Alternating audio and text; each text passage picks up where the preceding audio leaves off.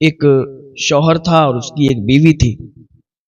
تو جب شوہر کا انتقال ہوا تو بیوی کیا کرتی تھی کہ ہر دن شوہر کے قبر پر جا کر جوتے مارا کرتی تھی. گائز بہت اچھی تقریر ہے، ماشاءاللہ پوری تقریر سنیں. اگر پسند آئے تو لائک شیئر کامنٹ ضرور کریں. ہر دن شوہر کی قبر پر جا کر بیوی جوتے مارتی. بڑا عجیب واقعہ ہے کہ آخر ایک بیوی ایسا کیسے کر سکتی ہے کہ اپنے شوہر کی قبر پر جوتے مار رہی جا کے، گاؤں والوں سے چھپتے چھپاتے، اور وہ قبر پر جا کے اور اس کو جوتے مار کے آتی ہے. آخر ایسی کیا بات ہے؟ تو ایک دن ایسا ہوا کہ گرمی بہت سخت طریقے سے تھی. یہ گھر سے باہر نکلی اور قبرستان پہنچی. اچھا، حضرت عیسیٰ علیہ السلام کا ادھر سے گزر ہو رہا تھا. حضرت عیسیٰ علیہ السلام گزر رہے تھے تو آپ کو کچھ تھکان محسوس ہوئی، تو وہی قبرستان جب راستے میں پڑا تو اس کا ایک درخت تھا، تو سوچا کہ اس درخت کے سائے میں آرام کر لیں. حضرت عیسیٰ علیہ السلام اس درخت کے سائے کے نیچے بیٹھ گئے، آرام کرنے لگے. اور یہ جو عورت تھی یہ اپنے شوہر کی قبر پر پہنچ گئی تھی. اس نے اپنے شوہر کی قبر پر جوتے مارنا شروع کر دیے. جب یہ جوتے مارنے لگی، حضرت عیسیٰ علیہ السلام کے کانوں میں آواز آئی.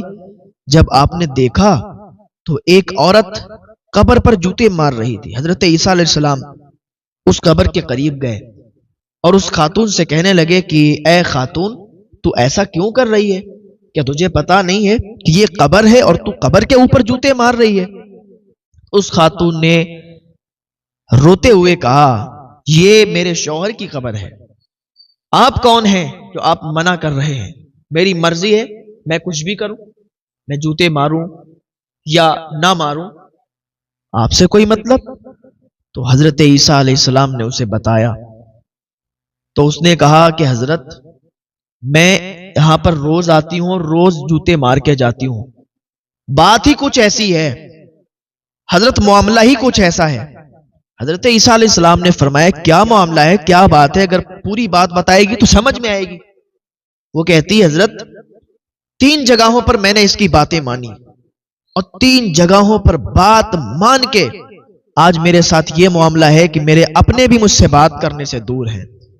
میں راستے سے گزرتی ہوں تو لوگ راستہ چھوڑ دیتے ہیں، کہتے ہیں ہٹ جاؤ، یہ بہت گناہگار عورت ہے، یہ بہت گناہگار خاتون ہے، اس کے پڑوس سے بھی مت گزرنا.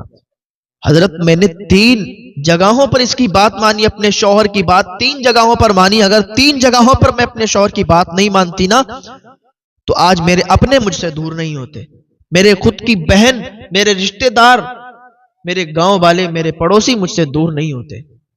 لیکن کیا ہے، میں نے 3 جگہوں پر اس کا ساتھ دیا جو کہ مجھے ساتھ نہیں دینا چاہیے تھا. حضرت عیسیٰ علیہ السلام فرماتے ہیں کہ تم بتاؤ وہ 3 جگہ کون سی تھی کہ جس پر تم نے اپنے شوہر کا ساتھ دیا اور تمہارے ساتھ یہ معاملہ ہوا؟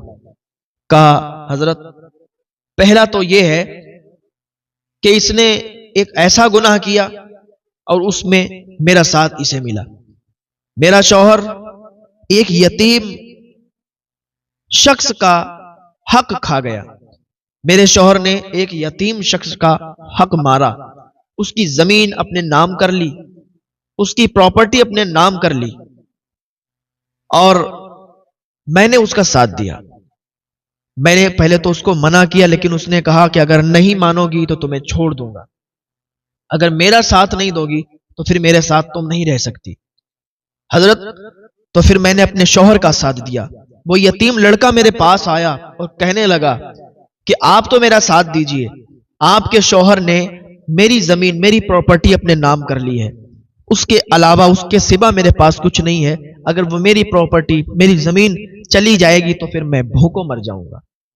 حضرت میں نے اس سے اس وقت کہا تھا کہ چلا جا، میں اپنے شوہر کے ساتھ ہوں اور جو میرے شوہر نے کیا ہے وہ صحیح کیا ہے.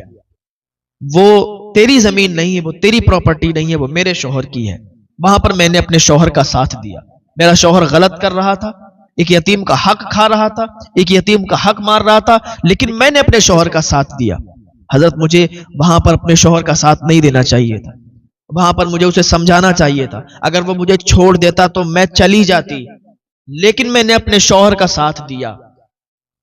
پھر کیا ہوا حضرت، دوسری جگہ اس نے مجھ سے جب یہ بات کہی تھی نا، میرا کلیجہ پھٹ گیا تھا. میں سوچنے پر مجبور ہو گئی تھی کہ ایک شخص اس حد سے بھی گزر سکتا ہے.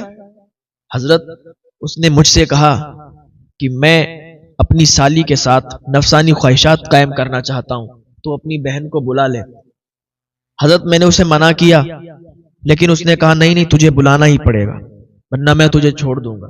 وہاں پر بھی مجھے یہ چاہیے تھا کہ میں اس سے علیحدگی اختیار کر لیتی، کیونکہ میرا شوہر بہت ہی گناہگار انسان تھا، بہت ہی بیکار انسان تھا. اس نے اپنی سالی تک کو نہیں چھوڑا. تو میں نے اپنی بہن کو دھوکے سے بلایا، یعنی اس کی سالی کو دھوکے سے بلایا، اور بلانے کے بعد میں ادھر ادھر چلی گئی، اور میرے شوہر نے اپنی سالی کے ساتھ نفسانی خواہشات قائم کیے.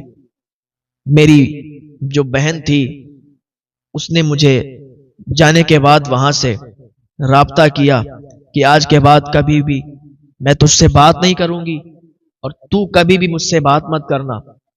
تیری ہمت کیسے ہوئی کہ اس طریقے سے بلا کے اور تو نے ایسا معاملہ میرے ساتھ کروایا؟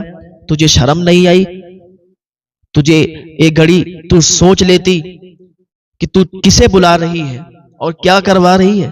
لیکن وہاں پر میں نے اپنے شوہر کا ساتھ دیا. حضرت مجھے چاہیے تھا کہ میں اپنے شوہر کا وہاں پر ساتھ نہیں دیتی، لیکن میں نے اپنے شوہر کا ساتھ دیا، کیونکہ وہ مجھے چھوڑنے کی دھمکی دے رہا تھا، وہ مجھے مارنے کی دھمکی دے رہا تھا. لیکن یہ کتنا بڑا جرم ہے، یہ کتنا بڑا گناہ ہے. آج بھی ہمارے معاشرے میں ایسے گناہ ہوتے ہیں، ایسے جرم ہوتے ہیں.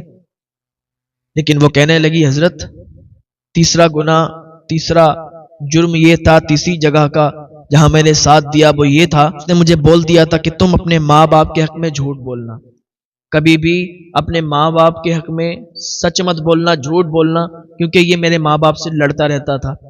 اکثر اس کی لڑائی میرے ماں باپ سے، میرے والدین سے ہوتی رہتی تھی. تو ایک دن میرے ماں باپ کو، میرے والدین کو میری ضرورت پڑی، انہوں نے مدد مانگی، تو اس نے منع کر دیا کہ تم بالکل ہرگز مدد نہیں کر سکتی اپنے والدین کی. میرے والدین یہ آس لگائے تھے کہ میری بیٹی، میرے داماد میری مدد کریں گے، میری ہیلپ کریں گے، لیکن اس نے منع کر دیا. وہ 3 جرموں کی وجہ سے آج میرے رشتہ دار، میرے گھر والے، میری بہن مجھ سے بات کرنے کے لیے بھی راضی نہیں ہے، مجھ سے بات نہیں کرتی ہے. میرے اپنے مجھ سے دور ہو گئے، میرے اپنے مجھ سے دور ہو گئے. اور میں نے یہ جو جرم کیے ہیں نا، اس کے ساتھ میں نے جو اس کا ساتھ دیا، یہ تو مر گیا، یہ تو چلا گیا یہاں سے.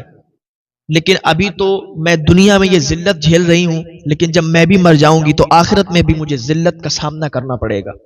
آخرت میں مجھے عذاب کی سیڑھیوں سے گزرنا پڑے گا. آخرت میں میرے لیے دردناک عذاب ہے، کیونکہ میں نے اپنے شوہر کا اس ٹائم ساتھ دیا جہاں پر مجھے اپنے شوہر کا ساتھ نہیں دینا چاہیے تھا. اللہ تعالی ہم سب کو ہدایت کی توفیق عطا فرمائے.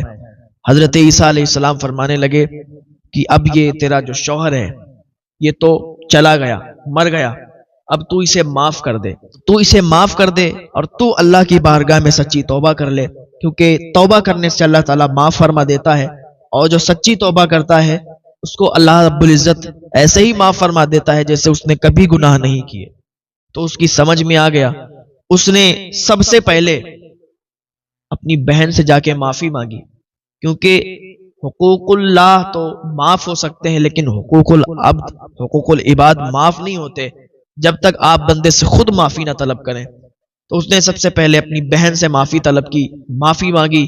اس کے بعد اس نے اپنے شوہر کو بھی معاف کر دیا، اور اللہ رب العزت کی بارگاہ میں اس نے سچی توبہ کر لی. تو جو سچی توبہ اللہ کی بارگاہ میں کرتے ہیں، اللہ تعالیٰ انہیں ایسے ہی معاف فرما دیتا ہے جیسے انہوں نے کبھی گناہ نہیں کیے.